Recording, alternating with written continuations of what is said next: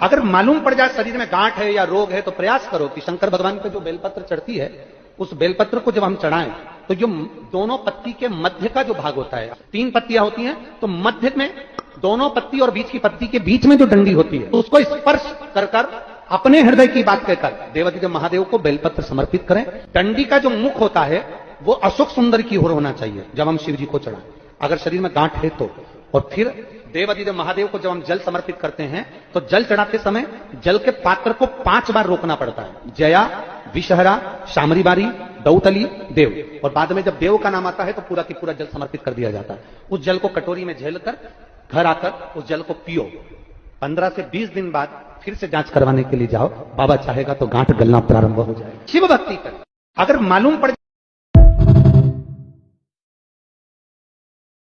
मालूम पड़ जाए शरीर में गांठ है या रोग है तो प्रयास करो कि शंकर भगवान पे जो बेलपत्र चढ़ती है उस बेलपत्र को जब हम चढ़ाएं तो जो दोनों पत्ती के मध्य का जो भाग होता है, 3 पत्तियां होती हैं तो मध्य में दोनों पत्ती और बीच की पत्ती के बीच में जो डंडी होती है तो उसको स्पर्श कर अपने हृदय की बात कहकर देवाधिदेव महादेव को बेलपत्र समर्पित करें। डंडी का जो मुख होता है वो अशोक सुंदर की ओर होना चाहिए जब हम शिव जी को चढ़ाएं, अगर शरीर में गांठ है तो।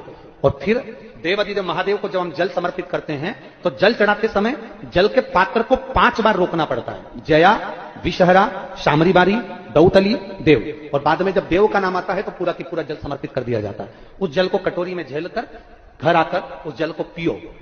15 से 20 दिन बाद फिर से जांच करवाने के लिए जाओ, बाबा चाहेगा तो गांठ गलना प्रारंभ हो जाए। शिव भक्ति